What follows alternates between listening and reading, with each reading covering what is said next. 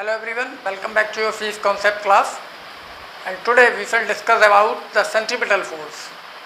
So to understand the concept of the centripetal force, be with me till the end of the class. Okay? तो चलिए आज की class अपने start करते हैं और हमारा टॉपिक मैंने आपको पहले ही बता दिया, टॉपिक है सेंट्रीपिटल फोर्स। और for knowing the centripetal force we have to know about the centripetal acceleration and centripetal acceleration have been discussed in our last class. तो जिन बच्चों ने लास्ट वाली क्लास नहीं देखी है, सीक्वेंस मेंटेन करने के लिए उनको वो क्लास देख लेनी चाहिए ताकि ये टॉपिक उनको ईजिली समझ में आ जाए। ओके, तो सेंट्रीपिटल फोर्स नेम से ही क्लियर है।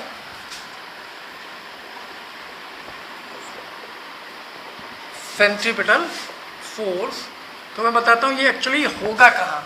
तो सबसे पहले हम बात करते हैं सर्कुलर मोशन की, जो हम लास्ट क्लास में ऑलरेडी कर चुके हैं, और सेंट्रीपिटल एक्सेलरेशन की, लेकिन एक बार मैं नॉर्मल इंट्रोडक्शन दे देता हूँ। ठीक है, like this is a circular path of radius R. Okay, if ये एक सर्कुलर पाथ शो किया गया है और इस पे क्या है, इसकी रेडियस कितनी है आर। अगर इस पे कोई पार्टिकल या ऑब्जेक्ट मोशन परफॉर्म कर रहा है, means the circular motion.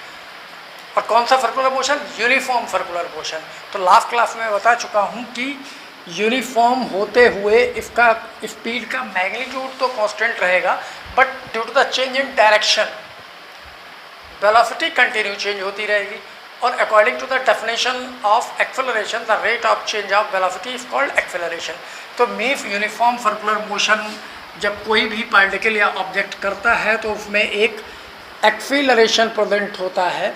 Acceleration always यही होता है the rate of change of velocity, जिसका फॉर्मूला हमने सर्कुलर मोशन के लिए फाइंड आउट किया था, जो आया था b square upon r, where b is the magnitude of the velocity and r is the radius of circular path. Okay, तो हम यहाँ देख सकते हैं कि जैसे ये पॉइंट है अगर p और ये पॉइंट है q, यहाँ पर जब पार्टिकल होगा तो इसकी वेलोसिटी हम b1 सपोज करते हैं, और यहाँ पर जो होगा b2 सपोज करते हैं। तो b1 b2 तो हमने दो अलग अलग नेम इसलिए गिवन है क्योंकि डायरेक्शन चेंज है। यहाँ पे डायरेक्शन कुछ और था और यहाँ पर डायरेक्शन कुछ और है, and velocity is a vector quantity. Okay, but दोनों ही जगह b1 और b2 का मैग्नीट्यूड क्या है, इक्वल है, मीन्स स्पीड इक्वल है। ओके, तो that's why in this formula this is magnitude of velocity b square upon r, and other formula of centripetal acceleration is r omega square. तो हमें already clear है कि centripetal acceleration circular motion में होता है। अब हम अपने टॉपिक की बात करते हैं। हमारा जो आज का टॉपिक है सेंट्रीपिटल फोर्स, और सेंट्रीपिटल फोर्स कैसे है। As we already know that now from this explanation और from the last class, there is a centripetal acceleration in a uniform circular motion, but Newton's law says that the acceleration is always produced by the force, and the direction of acceleration is also along to the direction of applied force. Means कहीं भी अगर acceleration produce हुआ है तो definitely वहाँ कोई force लगा होगा, फोर्स ने ही acceleration प्रोड्यूस किया होगा। और acceleration किस डायरेक्शन में होता है? हमेशा उसी डायरेक्शन में होता है जिस डायरेक्शन में फोर्स होता है। तो मीन्स यहाँ जब हमने acceleration अंडरस्टैंड कर लिया, और इस acceleration को हमने क्या बोला था, in the uniform circular motion and acceleration is directed toward the center of circular path called centripetal acceleration।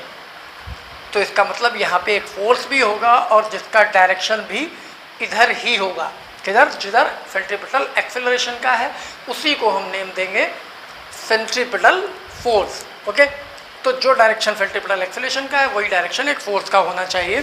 तो हम क्या लिख सकते हैं, इसको कैसे डिफाइन कर सकते हैं। ठीक है, इन the uniform circular motion a force is acting towards the center of the circular path is called centripetal acceleration। तो इसको हम शॉर्ट में अगर हम डिफाइन करें, the force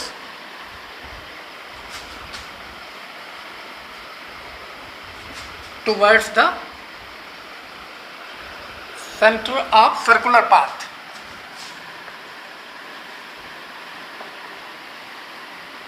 is called centripetal force। अब फोर्स का जो फॉर्मूला होता है वो नॉर्मली क्या होता है, अगर जो पार्टिकल इस मोशन को परफॉर्म कर रहा है, लाइक ये यहाँ पर जो पार्टिकल है उसका मास हमने सपोज कर लिया है कितना है, m है, और इस पर जो भी फोर्स अप्लाई हो रहा है, जब ये यहाँ पे तो यहाँ टुवर्ड द सेंटर ये डायरेक्शन हुआ, जब यहाँ पे तो टुवर्ड द सेंटर ये डायरेक्शन हुआ।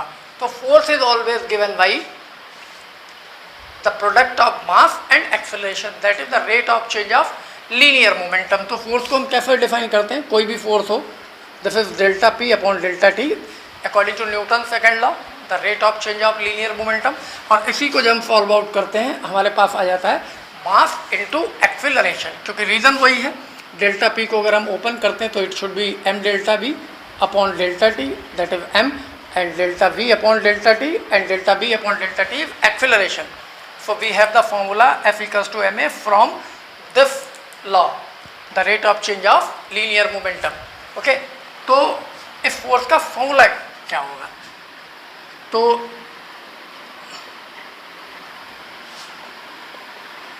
Centripetal force equals to mass into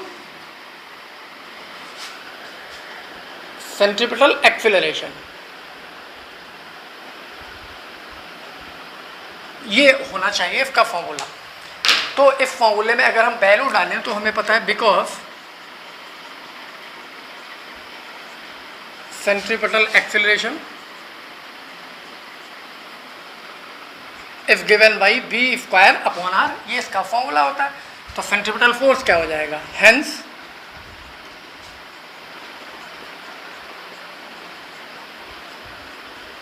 centripetal force F is equals to mass is m and acceleration is b square upon r. So the formula is mb square upon r. This is the formula of centripetal force also. Okay, ये जो acceleration लिखा है इसी का एक और formula है r omega square in terms of the angular velocity. ये भी मैंने लास्ट क्लास में डिस्कस किया था। अगर हम b को एक रिलेशन होता है, relation between linear and angular velocity, जिसके अकॉर्डिंग b इक्वल्स टू होता है, क्या होता है b equals to r omega.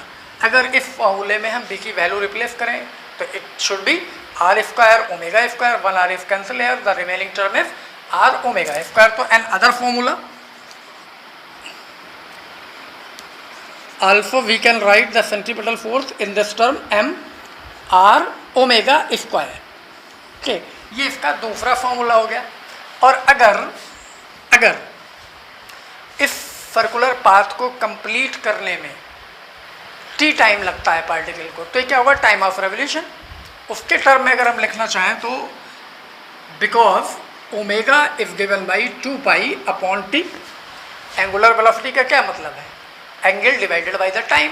तो एंगल पूरे साइकिल में जब पूरी साइकिल कंप्लीट करेगा कितना एंगल रोटेट करेगा, 2 पाई, और टोटल टाइम हमने कितना सपोज कर रखा है t, तो ओमेगा का फॉर्मूला ही होगा। तो हम यहाँ इस टर्म में भी चेंज कर सकते हैं। तो ये फॉर्मूला एक और टर्म में आ जाएगा m r, और ओमेगा को हम लिख सकते हैं 2 pi upon T whole of square. This should be 4 pi square m r upon T square. This is another formula of the force. और अगर हम number of revolution per second के टर्म में लिखना चाहें, जिसको हम नॉर्मली क्या बोलते हैं, फ्रीक्वेंसी, मीन्स 1 सेकंड में ये कितने चक्कर लगाएगा इस सर्कुलर पाथ के, तो एक रिलेशन हमारे पास में और भी है, omega equals to 2 pi n होता है, where n is the frequency, number of cycle per second. ये फॉर्मूला आप ऑलरेडी स्टडी कर चुके होंगे, n equals to 1 upon T, the frequency is equals to 1 upon time period. तो इसी से ये रिप्लेस करके हमने लिया है 2 omega equals to 2 pi upon T होता है, बट 1 अपॉन टी को हम रिप्लेस कर दें तो 2 पाई n हो जाएगा। इस टर्म में अगर हम इस फॉर्मूले को लिखना चाहें तो ये फॉर्मूला क्या होगा, यहाँ देखते हैं, 4 पाई स्क्वायर m r, तो ऑलरेडी है 1 अपॉन टी स्क्वायर को n स्क्वायर प्लेस कर सकते हैं, तो n स्क्वायर। तो दिस इज अनदर फॉर्मूला। तो वी कैन यूज द 4 फॉर्मूले ऑफ सेंट्रीपिटल फोर्स। कौन कौन से, 1 2 3 एंड 4 न्यूमेरिकली। मेन फॉर्मूला तो यही है आपका, मास इनटू एक्सेलरेशन, जो भी किसी भी फोर्स का होता है। और यहाँ सेंट्रीपिटल फोर्स है तो सेंट्रीपिटल एक्सेलरेशन होगा। तो सेंट्रीपिटल एक्सेलरेशन की जितनी फॉर्म होती हैं, जितने फॉर्मूले होते हैं, वो सारे के सारे मैं मास से मल्टीप्लाई कर लेता हूँ और इतनी फॉर्म हमें मिल जाती हैं, और ये न्यूमेरिकली यूज होंगे, है ना। किसी क्वेश्चंस में आपको डायरेक्ट स्पीड गिवन हो सकती है, रेडियस गिवन हो सकती है, तो आप इससे कैलकुलेट कर लेंगे। किसी क्वेश्चन में आपको एंगुलर स्पीड गिवन हो सकती है, रेडियस गिवन हो सकती है, मास, तो आप इस फॉर्मूले का यूज़ कर लेंगे। किसी में टाइम पीरियड के टर्म में गिवन होगा तो आप इसको यूज़ कर लेंगे, और किसी में number of revolution per second that is the frequency के टर्म होगा तो आप इससे कैलकुलेट कर सकते हैं। तो ये तो है हमारा सेंट्रीपिटल फोर्स। अब सेंट्रीपिटल फोर्स के बारे में एक बहुत इंपॉर्टेंट इन्फॉर्मेशन मैं आपको देना चाहता हूँ, क्योंकि हम ऑलरेडी स्टार्ट में ही जान चुके हैं there are only 4 basic forces in nature. सिर्फ 4 होते हैं। कौन कौन से? Gravitational, electromagnetic, strong nuclear forces and weak nuclear forces. तो जाहिर है ये वीक में, ये बेसिक में से तो कोई सा भी नहीं है, क्योंकि बेसिक में यही फोर्स नेम है। तो ये कोई नया फोर्स नहीं है, वही बेसिक फोर्स किसी न किसी फॉर्म में अदर फोर्स को प्रोड्यूस करते हैं, फॉर्म करते हैं। तो जनरली हम ये भी बोल सकते हैं कि जब किसी पार्टिकल को सर्कुलर पाथ पे ट्रेवल करना होगा तो उस पर एक फोर्स सेंटर की तरफ लगना चाहिए, तभी वो सर्कुलर पाथ फॉलो कर सकता है। और ये फोर्स कोई नया फोर्स नहीं है। Centripetal force is not a new force, it is provided by the forces available there. जहाँ पर भी ये सर्कुलर मोशन हो रहा होगा और वहाँ जो भी फोर्सेस पहले से अवेलेबल होंगे वही क्या करेंगे? सेंट्रीपिटल प्रोवाइड करेंगे। मतलब मूविंग पार्टिकल पे सर्कुलर पाथ के सेंटर की तरफ एक फोर्स कंटिन्यू अप्लाई करेंगे फिक्स पॉइंट पे, जिससे कि उसका पाथ सर्कुलर हो जाए। तो ये बात इतनी ईजिली शायद आपको समझ में नहीं आ रही होगी। अभी मैं बहुत सारे आपको एग्जाम्पल्स बताता हूँ, बहुत ईजिली आप अंडरस्टैंड कर लेंगे। तो सबसे पहले तो सेंट्रीपिटल फोर्स डेफिनेशन नोट करने की आपको ज़रूरत नहीं है, आई थिंक आप समझ गए होंगे।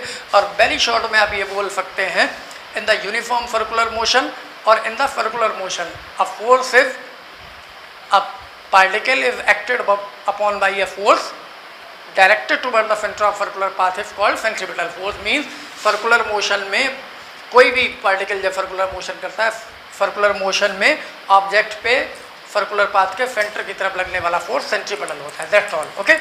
तो जैसा कि मैंने लिखा है, the force toward the center of circular path is called centripetal force, जिसकी वैल्यूज ये होती हैं। इन पूरे पोर्शन को आप चाहें तो नोट डाउन कर सकते हैं स्क्रीन पॉज करके, या दोबारा देख सकते हैं वीडियो को दोबारा प्ले करके, ओके? तो अब मैं इसको बात करते हैं कि इन सेंट्रीपिटल फोर्सेस को हम ऐसे ही पढ़े जा रहे हैं, इनका कोई यूज़ भी है क्या डेली लाइफ में, कहीं पे ये यूज़ होते हैं, तो हम उनके बारे में बात करते हैं। उसके लिए हमें कुछ एग्जाम्पल्स कंसिडर करने पड़ेंगे। So the examples of centripetal force, ठीक है? सेंट्रीपिटल के कुछ एग्जाम्पल्स की बात करते हैं। कौन कौन से? जैसे आपको पता है, our earth is rotating about the sun in its own orbit. तो अर्थ क्या करती है? सन के अराउंड रोटेट करती है अपने खुद के ऑर्बिट में। तो ये पाथ कैसा है? तो पाथ इज सर्कुलर। तो फिर से वही बात है कि पाथ सर्कुलर है तो यहाँ सेंट्रीपिटल ज़रूर होगा। और अर्थ की ऑर्बिटर का सेंटर किधर है?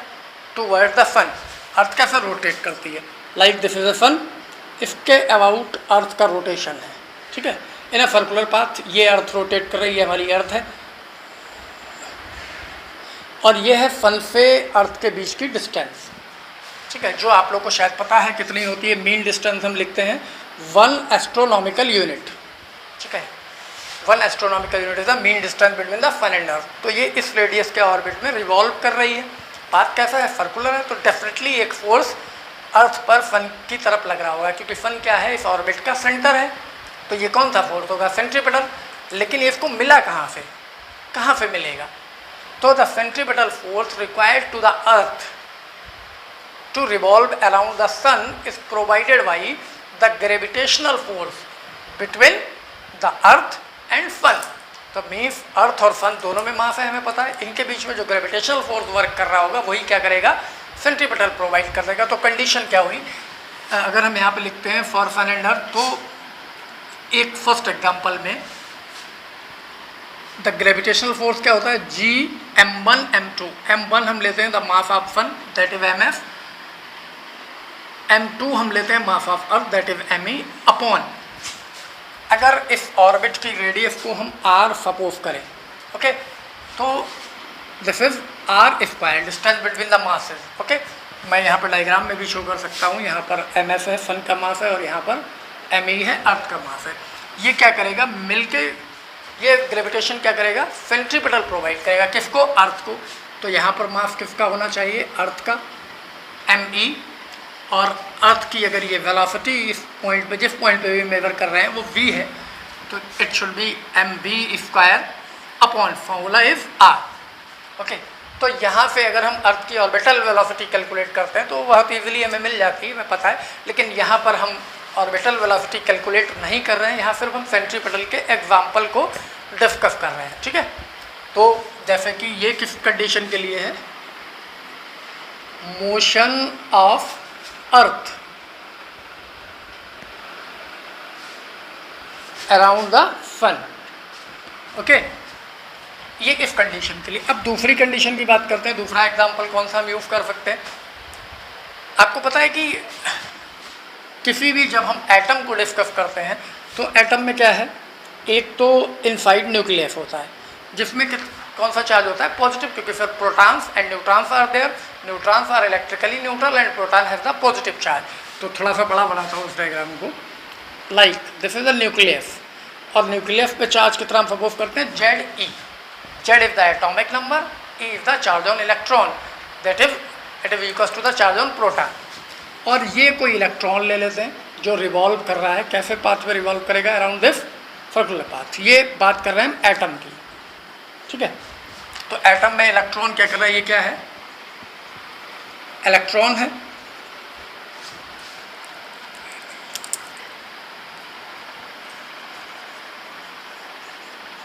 ये क्या है, न्यूक्लियस है, ओके।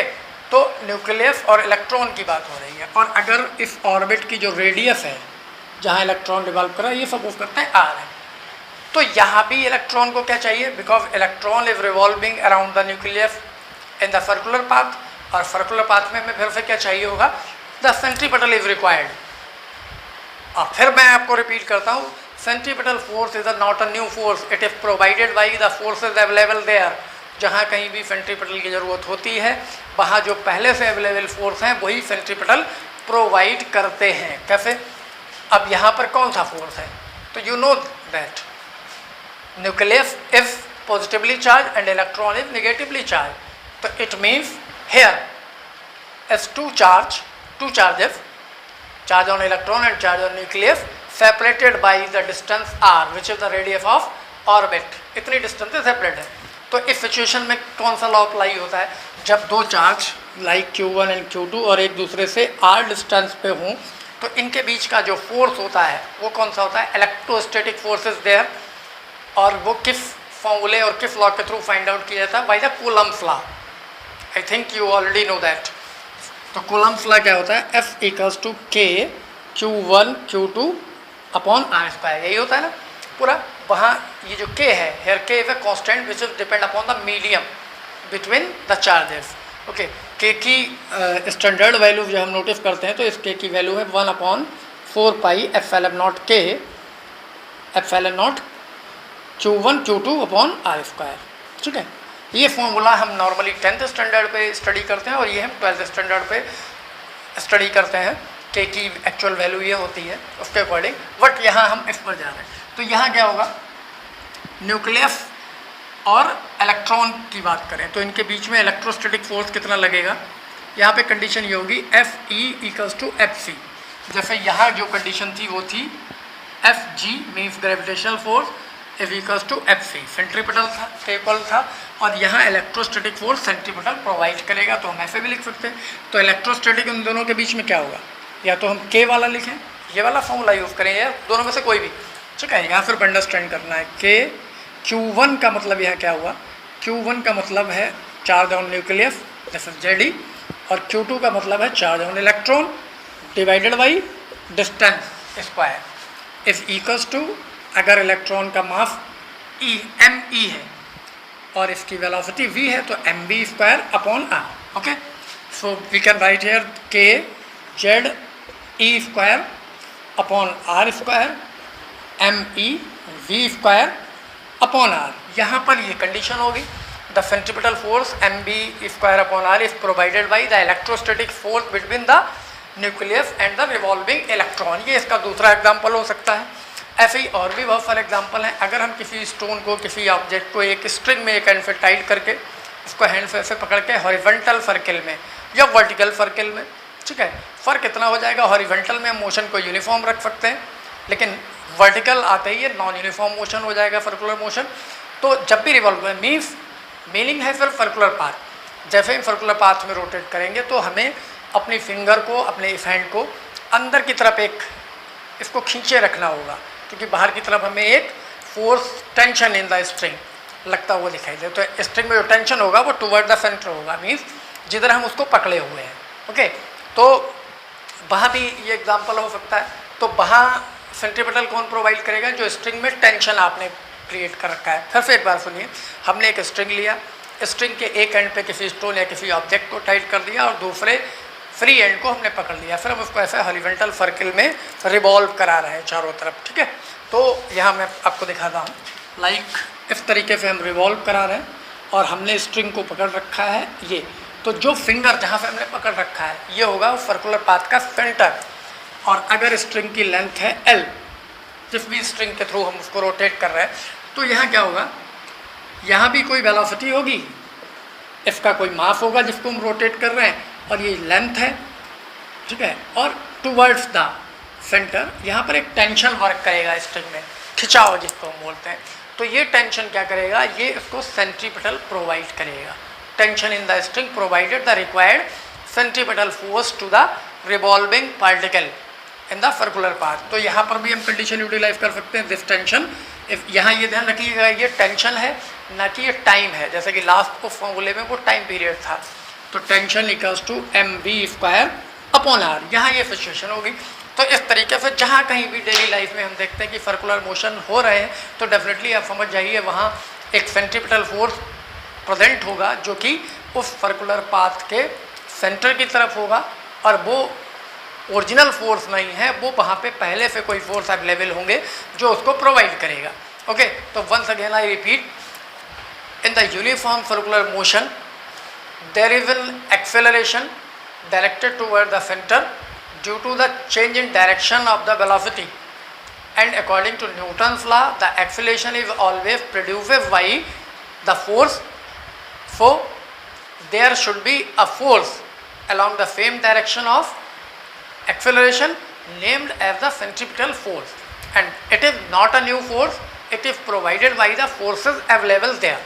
और भी इसके बहुत सारे एग्जाम्पल्स हैं, लाइक जब हम बाइसिकल राइड करते हैं या बाइक राइड करते हैं और कोई सर्कुलर टर्न आता है रोड पर, तो हम क्या करते हैं, बाइसिकल राइडर क्या करता है, अपने आप को बेंड टुवर्ड्स द सेंटर की तरफ बेंड्स कर लेता है, अपने आप को थोड़ा झुका लेता है। ये जनरल डेली लाइफ का एक्सपीरियंस है, आपने भी किया होगा पूरा। तो वो हम अपने आप को क्यों झुकाते हैं, to achieve the required centripetal force, क्योंकि सर्कुलर पाथ पे बने रहने के लिए हर पार्टिकल को, या हम खुद अगर मूव कर रहे हैं तो हमें भी एक सेंट्रीपिटल फोर्स चाहिए, ठीक है। तो उस पाथ पर सेंट्रीपिटल फोर्स अचीव करने के लिए हम अपने आप को जब सर्कुलर टर्न पे मोड़ते हैं तो अपने आप को थोड़ा सा बेंड कर लेते हैं, इंक्लाइनेशन ले लेते हैं। अब हम खुद को तो मोड़ सकते हैं, लेकिन when we are driving the car और बस और एनी व्हीकल, जब वो हम ड्राइव कर रहे हैं तब आप कहिए कि आप कार के अंदर बैठे बैठे अपने आप को मोड़ लेंगे, तो ये तो पॉसिबल नहीं है। उस सिचुएशन में हम क्या करेंगे, वी कैन डू नथिंग, उस सिचुएशन में हम कुछ नहीं कर सकते। तो उसके लिए हमारे इंजीनियर्स ने पहले से कर रखा है, ठीक है। क्या कर रखा है, रोड जब आप रोड पर निकलें तो गौर करिएगा, देखिएगा कि जब भी हम रोड पर जाते हैं और रोड पर कोई सर्कुलर टर्न जहाँ पर कहीं भी होता है, तो जो outer edge of the road होता है, बाहर वाला किनारा, it should be slightly above then the inner edge. जो बाहरी किनारा होता है वो अंदर वाले किनारे से थोड़ा सा उठाकर बनाया जाता है ऊपर की तरफ, ताकि स्लोप बन जाए। तो वहाँ पर जब कोई भी फोर व्हीलर, कोई भी व्हीकल आएगा और टर्न लेगा तो ऑटोमेटिकली, क्योंकि व्हीकल के अंदर का ड्राइवर अपने आप को बेंड नहीं कर सकता, साइकिल पे तो आप कर लेंगे, तो ऑटोमेटिकली वो बस, कार या जो भी व्हीकल है वो अपने आप थोड़ा सा बेंड टुवर्ड द सेंटर हो जाएगा, ताकि उसको जो भी ज़रूरत है उतना सेंट्रीपिटल फोर्स प्रोवाइड हो जाए। और आपके दिमाग में ये भी क्वेश्चन आ सकता है कि अगर वो सेंट्रीपिटल फोर्स प्रोवाइड ना हो तो क्या होगा, ठीक है। तो अगर रिक्वायर्ड सेंट्रीपिटल फोर्स प्रोवाइड नहीं होगा तो कोई भी पार्टिकल या ऑब्जेक्ट अपना पाथ सर्कुलर नहीं रख सकता, डेफिनेटली वो स्लिप हो जाएगा। ठीक है, तो स्लिपिंग से बचाने के लिए कंडीशन होती हैं। तो एग्जाम्पल्स मैंने आपको आज बता दिए हैं।